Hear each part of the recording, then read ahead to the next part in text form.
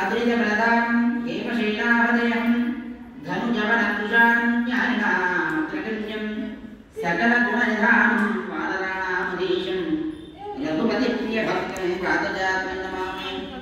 గోష్పదీకృతమారాశం అజనేకృతరాక్షసం రామాయణ మహామాలా రత్నం వందే అనిలాత్మజం అంజనానందనం వీరం జానకీ శోకనాశనం కపీశపక్షహంతారం వందే లంకాభయంకరం మనోజవం ఆరుతుల్యవేగం జితేంద్రియం బుద్ధిమతాం వరిష్టం వాతాత్మజం వానరయూధవృక్షం శ్రీరామదూతం శిరసా నమామి. ఆంజనేయమణిపాదనారణం కాంచనాద్రికమణీయ విగ్రహం పారిజాతమూలవాదనం భావయాత్రమానందం యత్ర యత్ర రఘునాథకీర్తనం తత్ర తత్ర కృతమస్తకాంగరం బాష్పవారి పరిపూర్ణలోచనం మారుతిం నమదరాక్షసాంతకం. రామాయ రామభద్రాయ రామచంద్రాయ వేధసే రఘునాథాయ నాథాయ సీతాయ పతే నమః. నీలాంబుశ్యామలోకరాంగం సీతాసమాలోకితరాభాగం రామో మహాసాయ చారుజాతం నమామి రామం రఘువంశనాథం. వామే భూషిత పునశ్చ హనుమాన్ పశ్చాత్ సుమిత్రాసుతః శత్రుఘ్నో భరతశ్చ పార్శ్వదయో వార్యాది పూర్ణేషు చ సుగ్రీవశ్చ విభీషణశ్చ వివరః ఆకాశో జాంబవాన్ మధ్యే నీలసరోజకోపదరుచిం రామం భజే శ్యామలం. మాతా రామో నత్పితా రామచంద్రః స్వామి రామో నత్సఖా రామచంద్రः సర్వస్వం మే రామచంద్రో దయాళుః నాన్యం జానే నిమజానే నజానే.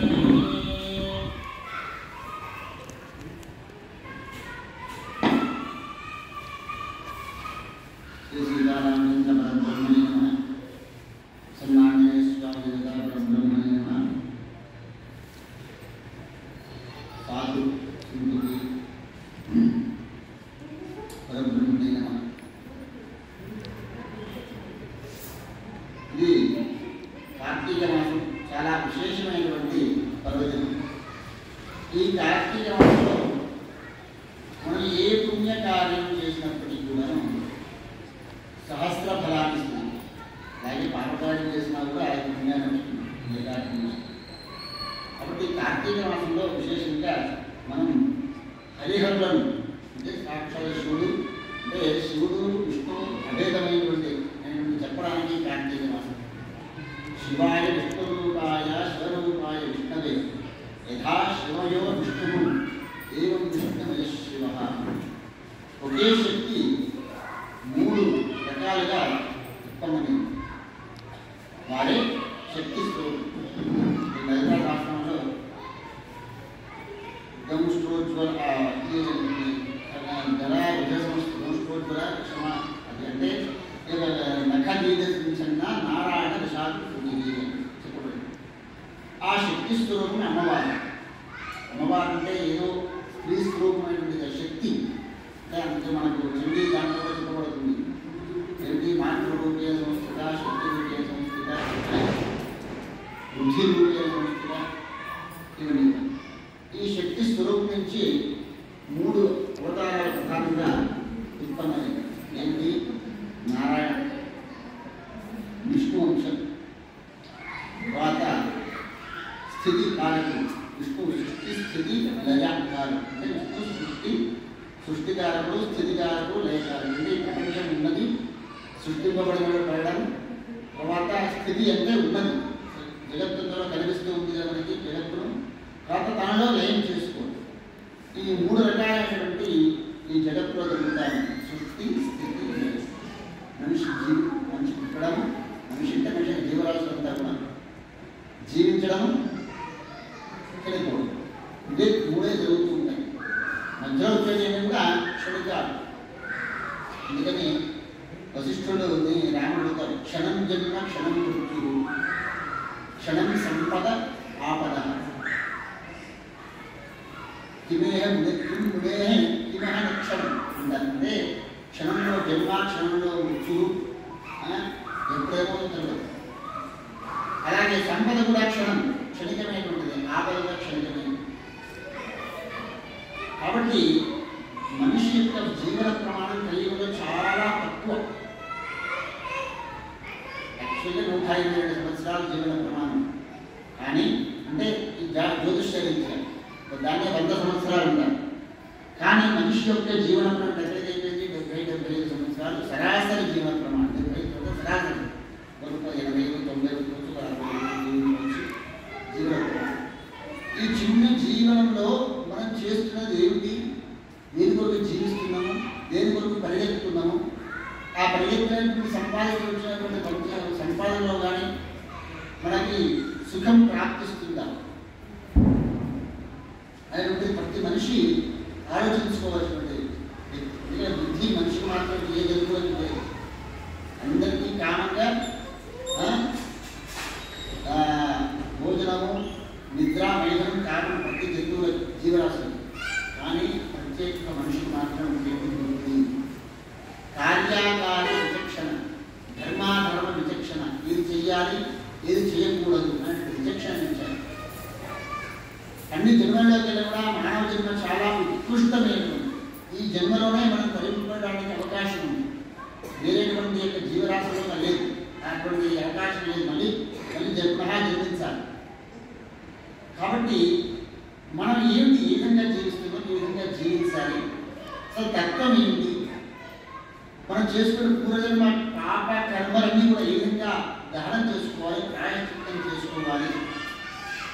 ఎందుకంటే నహి ప్రమాణం జంతువున, నహి ప్రమాణం జంతువున అంటే ఉత్తర క్షణ జీవితం. ప్రమాణం లేదు మనిషి. ఎంత ఇంకో ఉత్తర క్షణంలో జీవిస్తానంటే ప్రమాణం ఎవరికైనా ఉండలేదు. ఇంకో గంట జీవిస్తాం, ఆడగంట జీవిస్తానని ప్రమాణం ఉందా? మీరు చూశారు కదా బస్సు, వాళ్ళు అనుకున్నారు లేదు కదా. చరమ శ్వాస వేలాయ, చివరి జన్మ నాకు శ్వాస చివరి జన్మ ఏం చేస్తాం, ఏం చేయాలి? ఇంకో ఒక అరగంట, గంట, 10 నిమిషాలు డాక్టర్ చెప్పాడు అనుకోండి, వాడికి బుద్ధి జ్ఞానం ఉంది, స్పృహ ఉంటే వాడు ఏం చేయాలి? భగవంతుని ప్రార్థన చేయాలి, భగవంతు నామం జపం చేయాలి, భగవంతుడు చింతించాలి. అనలేకపోయినాను. చరమశ్వాస వేలాయ యథాకృత్యం సదా ఏం చెయ్యాలో అది యథాకృత్యం సదా ఎల్లవేళలా చేయబడుతున్నాం. కాబట్టి మనం ఎల్లవేళలా భగవన్నామస్మరణ చేయడం, ఎల్లవేళలా భగవత్ చింతన చేయడం, ఎల్లవేళలా రామాయణము, రాముడి యొక్క కథలు, రాముడి యొక్క చింతన, రాముడి అంటే కృష్ణుడు భగవంతుని కృష్ణుడి యొక్క చింతన, ఇవన్నీ కూడా చింతన చేయడం ప్రతి మనిషి కూడా అలవాటు చేసుకోవాలి. ఈ విషయంలో మనకి ఏమవుతుంది, మనిషికి చివరి విషయంలో ఏ బుద్ధితో వాడు శ్వాస విడుదలతో దానికి సంబంధించిన జన్మనే వస్తుంది. మోహమైనటువంటిది, మోహైన క్షయతికి మోక్ష. మోక్షం 2 రకాలుగా ఉంటుంది. ఏంటి మోక్షం 2 రకాలుగా ఏంటి అంటే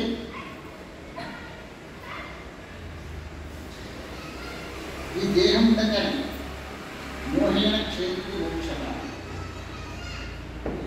దేహానికి దాన్ని ప్రామాణికమైనటువంటి మోక్షం అంటే ఒక పద్ధతి ప్రకారం చివరిలో మళ్ళీ అనుభవించి ముక్తులు పొందేటువంటి మార్గం. కాబట్టి మన దేహాంతరంగా జీవించడమే ముక్తులు పొందాలి. జీవన్ముక్తి, దేహాంతర ముక్తి అంటే జీవన్ముక్తి అంటే ఏమి జరిగినా మనకి ఏమి సంబంధం లేదు. ఈ మైండ్కి, బాధకి, దీనికి ఏమి మనస్సుకి ఏమి ఎక్కదు. ₹1 వచ్చినా ఒకటే, ₹1 పోయినా ఒకటే. ఆ విధంగా జీవించేటువంటి వాడు ఏమనుకుంటాడో వాడి జీవనికి జీవన్ముక్తి ఉంటాడు. మట్టితో సమానంగా ద్రవ్యాన్ని మట్టితో సమానమైనటువంటి వాడు జీవన్ముక్తి. దేహాంతర ముక్తి అంటే మనం కర్మలు చేసి దేహాంతరం అయిన తర్వాత పునః చేసుకున్న పుణ్యకర్మలు ఏదైనా పుణ్యకర్మల వల్ల మళ్ళీ ఉత్తమ జన్మ వచ్చి ఆ జన్మలో ఉత్తమ కార్యాలు చేసి మళ్ళీ జన్మ వచ్చే ఆ ఉత్తమ కార్యాలు అట్టే జ్ఞానాన్ని పొందవచ్చు, లేదా ముక్తిని పొందవచ్చు. వాడు కాబట్టి ప్రతి మనిషి పుణ్యకార్యాలు చేస్తూ ఉండాలి. ఆ పుణ్యకార్యాలు ఏ విధంగా మనం చేయాలి, కర్మ యొక్క విశేషం ఏంటి, తత్వం అంటే ఏంటి, రాముడి యొక్క అవతారం యొక్క విశిష్టత ఏంటి, రాముడు ఎందుకు అవతరించవలసి వచ్చింది, కేవలం రావణాసుని సంహరించడానికి అయితే నరసింహస్వామి అవతరించి రావణాసుని సంహరించలేదు. కానీ రామో విగ్రహవాన్ ధర్మ, ధర్మం అంటే ఈ విధంగా ఒక రూపాన్ని జనాలకి ధర్మవిరుద్ధంగా ఈ విధంగా సంఘటన అంటే ఈ విధంగా ఉండాలి, భార్యాభర్తలు ఏ విధంగా ఉండాలి, అతిథి సత్కారం ఏ విధంగా చేయాలి, గురువులు ఏ విధంగా సేవించాలి, ప్రతి ఒక్క విషయాన్ని ప్రతి అడుగడుగునా ప్రతి అణువణువునా ధర్మాన్ని బోధించిన వాడు ఇద్దరు. ఎవరు? ఒకరు రాముడు, రెండవది ధర్మరాజు యుధిష్ఠిరుడు. వారు మనకు ప్రామాణికమైనటువంటి వారు. వారి అడుగుదాడిలో నడిచి కనీస పక్షంగా నడిచి మనము భగవంతునికి అనుగ్రహానికి పాత్రులైతే మన జన్మ సుకృతం ఇంతకన్నా వేరైంది. కాబట్టి ఈరోజు కార్తీక మాసం మీరంతా కూడా కోరినారు రామాయణం, అధ్యాత్మ రామాయణం. ఆ అధ్యాత్మ రామాయణము సాక్షాత్ ఈశ్వరుడే చెప్పేటువంటి, ఎవరో రచన చేసినటువంటి విషయం కాదు.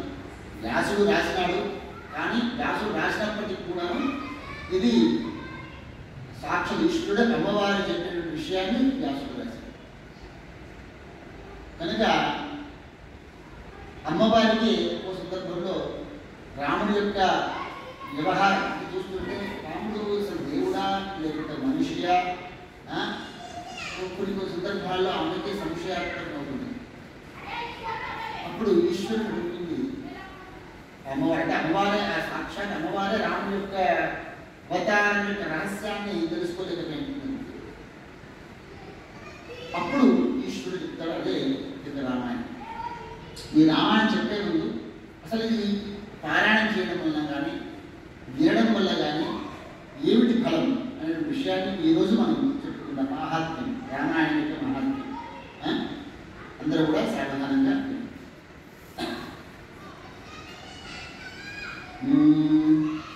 అప్రమేయత్రయాతీత నిర్మల జ్ఞానమూర్తయే మనోజిరాం విదూరాయ శ్రీ దక్షిణామూర్తయే నమః.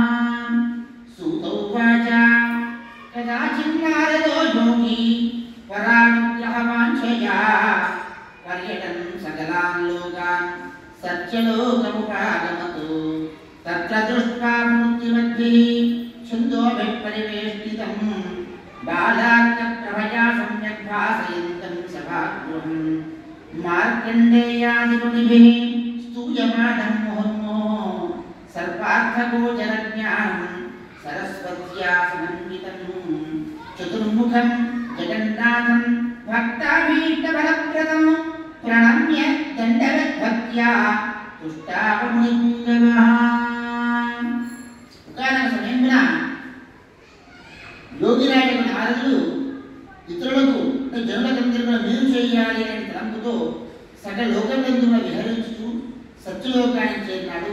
అక్కడ బ్రహ్మదేవుడు మూర్తివంతులైనటువంటి వేదముల చేత పరివృతులై బాలసూర్య ప్రభావముల చేత సభాభవనమును సంపూర్ణంగా ప్రకాశిస్తూ ఉన్నాడు.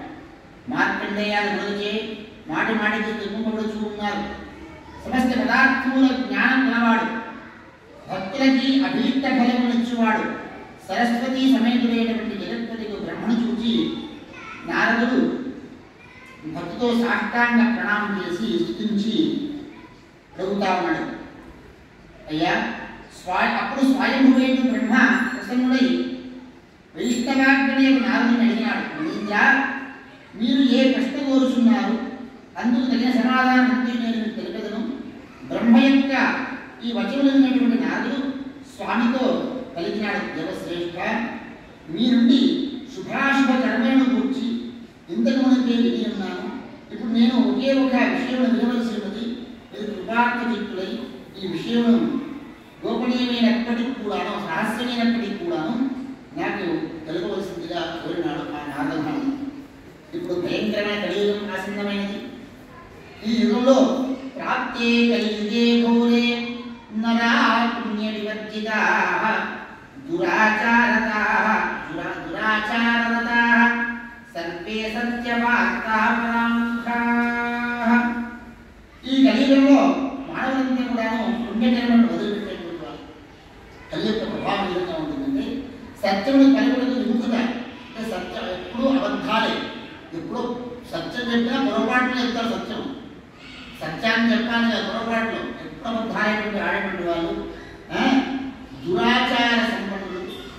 అదేవిధంగా పరాపవాదనిరతాః పరద్రవ్యాభిలాషిణః పరస్త్రీ సక్త మనసః పరహింసపరాయణః. అర్థమవుతుంది, అంత తేలిగ్గా ఉంటాయి.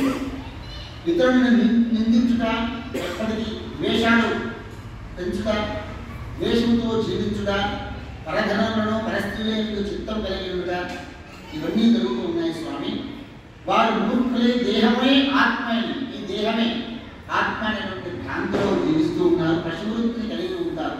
పశువులకి మానవులకి తేడా లేకుండా జీవిస్తూ ఉన్నారు. తల్లిదండ్రులను ద్వేషించడం అన్నిటికన్నా విపరీతమైనటువంటి దోషం ఏంటంటే అంటే తల్లిదండ్రులను మనం జన్మించిన తల్లిదండ్రులని గురువుని దూషించడం అనేటువంటిది ఘోరమైనటువంటి పాపం ఇంకోటి. హింసించడం, హింస అంటే ఏదో కొడుదనం హత్య చేస్తున్న హింస కాదు.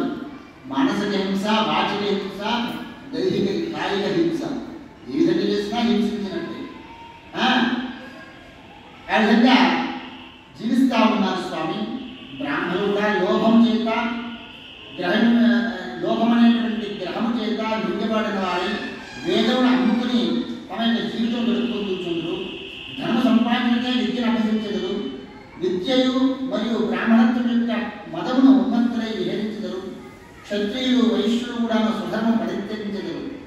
తమ జాతి ధర్మను వదిలి ఇతరులను మోసగించుకునే ప్రవృత్తిగా జీవించేటువంటి వారు. అలాగే శూద్రులు కూడా బ్రాహ్మణ యొక్క ఆచారం ఎందు ఆసక్తి కలుగుదు. స్త్రీలు భ్రష్టాచారమై తమ భర్త నిర్భయంగా అవమానించగలరు. ఎట్టి సంకోచం లేక వారు తమ అత్తామామల ద్రోహమును అనుసరించదు. ఈ విధంగా అందరూ బుద్ధి చేత భక్తులయ్యగలరు. కనుక వీరికి సద్గతి ఏ విధంగా లభించింది? దుర్మార్గంలో సద్గతి రావాలి అని కోరుకుంటున్నారు నారదుడు. మనుషుల యొక్క ఏమిటి అంటే ఒక తల్లి తండ్రి కొడుకు దుర్మార్గుడైనటువంటి అయినట్టు మనం ద్వేషించరు కదా. కుపుత్రో జాయేన క్వచిదపి కుమాత భవతి అని మనకి అమ్మవారు చెప్తుంది. అంటే తల్లిని ద్వేషించే కొడుకు ఉండొచ్చు, కానీ కొడుకును ద్వేషించేటువంటి తల్లి ప్రపంచంలో ఎట్లా ఉన్నారు. కాబట్టి ఆ విధంగా ఆ నాగమాన్ని మన యొక్క మానవాళి యొక్క శ్రేయస్సు కొరికి బ్రహ్మదేవుడు అడిగితే ఆ బ్రహ్మదేవుడు చెప్తున్నాడు, నాయన సాధుకుండవా, నువ్వు చాలా మంచి విషయం అడిగినావు, నేను దాన్ని తెలుపుతాను, నువ్వు శ్రద్ధగాను. పూర్వకాలన పార్వతీదేవి శ్రీరామతత్వమందరి జిజ్ఞాసతో త్రిపుర వినాశకుడు భగవాను శంకరుణ్ణి మిగిలిన వినమ్రతతో ప్రశ్నించిందట. ఏమని? మహాదేవుడు అప్పుడు మహాదేవుడు ప్రియురాడైనటువంటి అమ్మవారితో గిరిజతో స్వయంగా ఆ రామతత్వం యొక్క నిగూఢ రహస్యమును గురించి వివరించింది. అదే ఉత్తమ పురాణము అధ్యాత్మ రామాయణం అని పేరుతో ప్రసిద్ధి చెందినది. అప్పుడు అమ్మవారి జగజ్జన పార్వతీదేవి గారిని ఆ పురాణమును గురించును. రాత్రి మొదలు దానినే మరణం చేయొచ్చు, ఆత్మానందు రాడై ఉండేది. ప్రాణుల సౌభాగ్యమైన ఆ పురాణము లోకము ప్రచారమైనప్పుడు దాని అధ్యయనం చేసినంతనే ప్రజలు ఉత్తములతో పొందుతారు. అంటే అధ్యయనం చేయాలంటే చదివినటువంటి వాళ్ళు చదవడం వినడం అంటే మనకి బుద్ధిని గ్రహించడం అర్థం. చదవడం అంటే కేవలం నాలుగులో చదవడం కాదు, ఇంద్రియముల ద్వారా బుద్ధిని గ్రహించడం, మనస్సును వంట పట్టించుకోవడం కాదు. చదవడం అనేటువంటి చెవుల ద్వారా, ఇంద్రియముల ద్వారా, కనుల ద్వారా, వాక్కు ద్వారా మన బుద్ధిని ప్రవేశించడమే అధ్యయనం అంటారు. ఆ విధంగా ఉత్తమం పొందేటువంటి వారు ప్రపంచమునందు అధ్యాత్మ రామాయణం ప్రాదుర్భావం జరిగినంత వరకు కూడాను బ్రహ్మత్యాది పాపములు లోకములందు వృద్ధి చెందుతూ ఉన్నాయి. అధ్యాత్మ రామాయణము ఏ విధంగానైతే ఈ యొక్క ప్రపంచంలోకి ప్రచురితమైందో కలియుగ దుష్ప్రభావ నిస్సందేహంగా దాని యొక్క ప్రభావం తొలగిపోయింది. దుష్ప్రభావం నిస్సందేహంగా తొలగిపోయింది. అధ్యాత్మ రామాయణం ప్రకటితం కానంత వరకు కూడా శూరులైన యువభటులు నిస్సంశయంగా నిర్భయులే సంచరిస్తూ ఉన్నారు. ఈ రామాయణం ప్రచారం కానంత వరకే వివిధ శాస్త్రముల నడుమ పరస్పర వివాదములు మహాపురుషులకు కూడా శ్రీరామచంద్రుని యథార్థ స్వరూపం తెలియకపోవడం ఇవన్నీ కూడా జరిగినాయి. మునిశ్రేష్ఠ అధ్యాత్మ రామాయణ కీర్తన శ్రవణాదుల చేత అంటే వచనము ద్వారా పారాయణము శ్రవణాదుల చేత లభించే ఫలమును సంపూర్ణంగా నేను చెప్పడానికి నాన్న వల్ల కూడా కాదు, బ్రహ్మదేవుడు అంటే బ్రహ్మం తరం కూడా కాదు ఫలం చెప్పడం అనేటువంటి. అయినప్పటికీ నేను దాని మహత్తులు కొంత మీకు వినిపించను. పూర్వకాలము శివుడు నాకు నేను చెప్పినాడు, సాక్షి ఈశ్వరుడే బ్రహ్మదేవుడు చెప్పినాడు, నీవు సావధానిస్తువి, నీవు ఆలోచించు, నేను దాని గురించి చెప్తూ ఉన్నాను. అధ్యాత్మ రామాయణ శ్లోకములు కానీ లేక అర్థము కానీ భక్తితో పఠించిన పురుషుడు తత్క్షణమే పాపరాశి నుండి విముక్తి కలుగుతుంది. పాపరాశి పాపము గింజ కాదు, పాపరాశి. అధ్యాత్మ రామాయణము ప్రతినిత్యం ఏకాగ్ర చిత్తముతో భక్తితో శక్తి కొలదు ఎంత వీలైనంత శ్లోకం కానీ 2 శ్లోకాలు కానీ శ్లోకం చదివేటువంటి దానికి అర్థం మొత్తం అందరూ తెలుగు వచ్చుగా కానీ పారాయణం చేసిన శక్తులు జీవించడం జీవన్ముక్తులకు జీవన్ముక్తులు. జీవన్ముక్తులు అంటే జీవించి ఉండగా ముక్తులై ఉన్నాడు. మునీంద్ర సోమరితనం వదిలి భక్తి భావంతో ప్రతిరోజు కూడా అధ్యాత్మ రామాయణం పూజించిన వారికి అశ్వమేధయాగం చేసినటువంటి ఫలము లభించింది. అనుకోకుండా నియమము లేకుండా స్వేచ్ఛగా అబుద్ధిపూర్వకంగా ఆదరభావం లేకుండా అధ్యాత్మ రామాయణం ఇతరుల నుండి వినేవాడు కూడా అంటే అన్యమనస్కంతో వినేటువంటి వాడు కూడా సమస్త పాపం నుండి బలవంతంగా విడిదించడం అన్నమాట. అటువంటి వాడికి కూడా పాపం నుండి విముక్తి కలుగుతూ ఉంది. అధ్యాత్మ రామాయణం దగ్గరికి వెళ్ళి దాన్ని ఎవరైనా నమస్కారం చేసిన ఆ పుస్తకాన్ని నమస్కారం చేసినటువంటి వాడికి కూడా సకల దేవతలను పూజించేటువంటి ఫలాన్ని పొందుటలో ఎంత మాత్రం సందేహం లేదు. అధ్యాత్మ రామాయణ సంపూర్ణంగా పుస్తకం రాసి రామభక్తులను వసిలేటువంటి వారికి పుణ్యఫలం చెప్పక్కర్లేదు. వేదాధ్యయనం శాస్త్రములను వ్యాఖ్యానించడం 4 వేదాలు 6 శాస్త్రాలు 18 పురాణాలు చదివినటువంటి వాడికి ఎటువంటి ఫలం ఉంటుందో అటువంటి ఫలము ఈ యొక్క రామాయణాన్ని అధ్యాత్మ రామాయణాన్ని పారాయణం చేసినటువంటి వాడికి లభిస్తుంది అని చెప్పారు. నరశ్రేష్ఠుడైనటువంటి రామభక్తుడు ఏకాదశి రోజు ఉపవాసం చేసి అధ్యాత్మ రామాయణ సభయందు వ్యాఖ్యానం చేసినచో ఓ వైష్ణవ శ్రేష్ఠ అతనికి లభించిన పుణ్య ఫలం ఇంకా చెప్పక్కర్లేదు. అతడు చదివేది ఒక్కొక్క అక్షరం విన్న గాయత్రీ మంత్ర పునశ్చరణ గాయత్రీ మంత్ర పునశ్చరణ చేసిన ఫలం లభిస్తున్నారు. రామాయణం చేసిందే గాయత్రీ మంత్ర పునశ్చరణ అంటే తెలుసా? ఒక్క పునశ్చరణ అంటే 24 లక్షల జపం చేస్తే ఒక పునశ్చరణ అంటే అక్షర లక్ష అంటున్నాను. గాయత్రి 24 లక్షలు 24 లక్షలు అక్షర లక్షల జపం చేసేటువంటి ఫలం ఉంటుందో అటువంటి ఫలము అధ్యాత్మ రామాయణం శ్రవణం చేసిన అధ్యాత్మ పారాయణం చేసిన లభిస్తుంది. కురుక్షేత్రము జరుగుతున్న సకల పవిత్ర తీర్థములందు సంపూర్ణ సూర్యగ్రహణ సమయంలో అనేక సార్లు జపం చేసిన ఫలం వ్యాసులతో సమానమైనటువంటి బ్రాహ్మణులకు తనతో సమానమైన ధనమును వ్యాసులతో సమాన బ్రాహ్మణులకు ధనాన్ని ఇస్తే సూర్యగ్రహణం రోజున ఎటువంటి ఫలితం లభిస్తుందో అటువంటి ఫలితము రామాయణం పారాయణ చేయడం లభిస్తుంది. అహర్నిశలు ప్రసన్న చిత్తముతో అధ్యాత్మ రామాయణం గానం చేయు పురుషుని యొక్క ఆజ్ఞలను పాటించిన ఇంద్రాది దేవతలు కూడా నిరీక్షిస్తూ ఉంటారు. అధ్యాత్మ రామాయణం పారాయణ చేసిన కదా మీకు ఒక్కసారి నమస్కారం చేసుకోవాలి. మీ యొక్క చూపు నా మీద పడితే చాలు నేను ధన్యుడినైతా అని దేవతలు కూడా నిరీక్షిస్తుంటారు. అధ్యాత్మ రామాయణం చేసినటువంటి వ్యక్తి మా దగ్గరకు వస్తే స్వర్గానికి మా దగ్గరకు వస్తే మనం ఒక్కసారి దర్శనం చేసుకోవాలి అని దేవతలు కూడా నిరీక్షిస్తుంటారు. అధ్యాత్మ రామాయణ ప్రతినిత్యం నియమపూర్వకంగా పడించు మానవుడు తను ఏ కొంచెం పుణ్యకార్యం చేసినను దానికి లభించు ఫలం 1 రెట్లుగా అధికంగా ప్రార్థిస్తుంది. ఈ అధ్యాత్మ రామాయణమైనటువంటి రామాయణ పూర్తిగా సమాధిచిత్తుడై పఠించిన పురుషుడు బ్రహ్మహంతకుడైనప్పటికీ అంటే బ్రహ్మహత్య చేసినటువంటి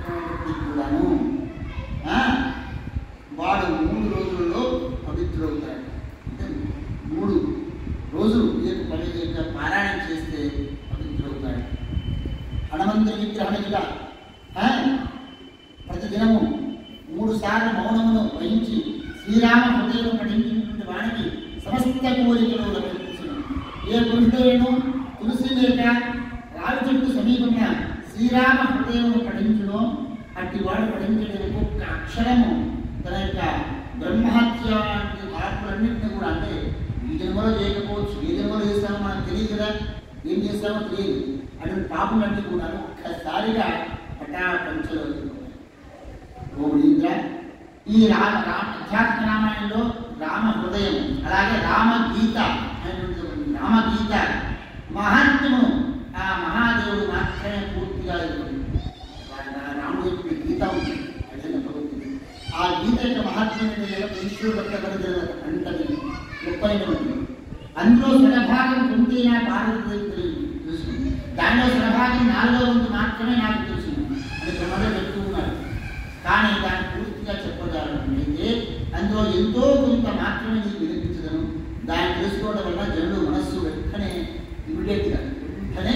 చిత్తశుద్ధి పరిశుద్ధులు పవిత్రులు అవుతారు. నారద శ్రీరామగీత నశింపజేయంత పాపము ప్రపంచంలో సగతీర్థములు సేవించడం వల్ల కూడా లేదు. సగతీర్థములలో స్నానాలు చేసినప్పటికీ కూడాను ఈ ఆ పుణ్యఫలం రాదు, అంతగా పుణ్యఫలం రాదు. రామగీత రామగీతను పారాయణం చేయడం వల్ల వచ్చేటువంటి అక్షరాన్ని పారాయణం చేసిన ఫలం కింద అది కేవలం చిన్న త్రుటి మాత్రమే అని చెప్పుకున్నారు. శ్రీరాముడు ఉపనిషత్ సారమును మధించి, అంటే వేదములను ఉపనిషత్ సారమును మధించి గీతామృతమే ఆవిర్భవింపజేసినాడు. ప్రసన్న హృదయై దానిని లక్ష్మణుడికి ఇచ్చినాడు శ్రీరాముడు. అట్టి దానిని మానసు చేసిన వ్యక్తి అమరుడవుతాడు. పూర్వకాలముందు సహస్రార్జును వధించు తరంగుతో జమయజ్ఞ కుమారుడు పరశురాముడు ధనుర్విద్యను అభ్యసించులని మహాదేవుని దగ్గరికి వెళ్ళారు. ఆ సమయంలో పార్వతీదేవి రామగీతను పఠించుతూ ఉన్నది. పరశురాముడు మహాదేవుని దగ్గర ధనుర్విద్య నేర్చుకుందామని వెళ్తే పరశురాముడు దాన్ని ఆమె నుండి విని వెంటనే హృదయంగం చేసుకున్నాడు, అంటే హృదయంలో నిలుపుకున్నాడు.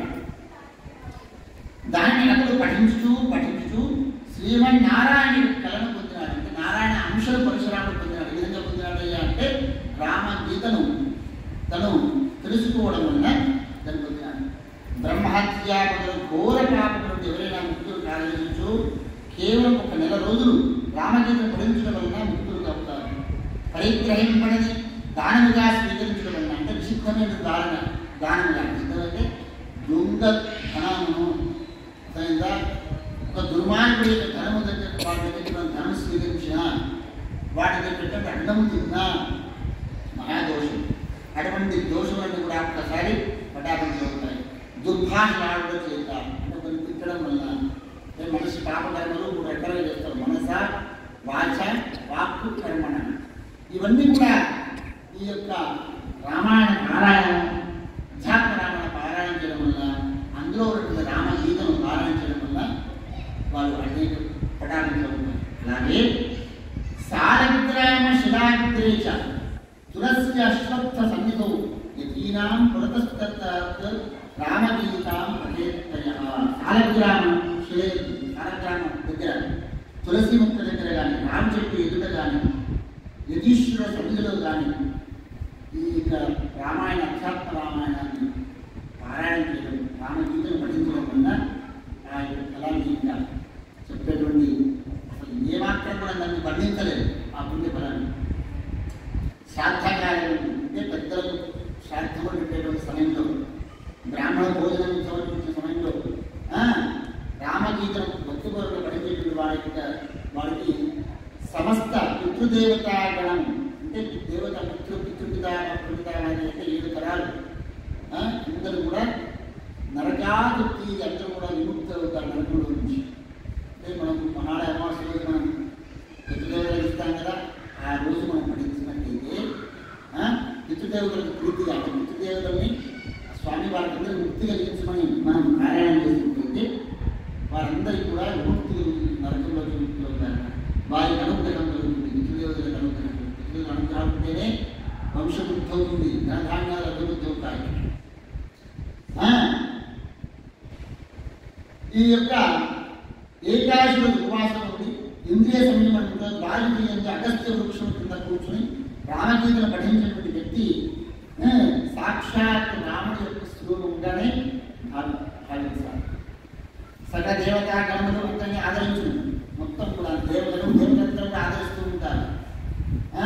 రామాయణం పారాయణ చేసినటువంటి వాడు మానవుడు ఏ దానము కానీ, ఏ ధ్యానము కానీ, ఏ తీర్థ స్నానములను కానీ ఆచరించలేదు. అక్షేపణ పొందుతున్నాడు. ఓ నరద, ఇంతకంటే అధికంగా చెప్పాలి. నిజమైన విషయాలు మేము శృతులు, స్మృతులు, పురాణములు, ఇతిహాసములు మొదలైనవందరూ కొన్ని శాస్త్రములు అన్నీ కూడాను అధ్యాత్మ రామాయణం యొక్క ఒకనొక స్వల్ప అంశం. వీటికి కూడా స్వల్పాంశం కన్నా కూడా ఇంకా తక్కువ చెప్తున్నాడు. ఈ అధ్యాత్మ మహాత్మను బ్రహ్మదేవుడు మునీంద్రుడు నాదుడు చెప్పినాడు. దీని శ్రద్ధతో చదివినటువంటి వారికి మానవ దేవతలచే ఆచరింపడదు. అనంతరం కృష్ణ భగవాన్ యొక్క పండితులు అని ఈ యొక్క రామాయణం యొక్క మహత్యము చెప్పబడింది. శ్రీ సీతారామచంద్ర స్వామి భగవానికి హరే రామ హరే రామ రామ రామ హరే హరే హరే కృష్ణ కృష్ణ కృష్ణ హరే హరే హరే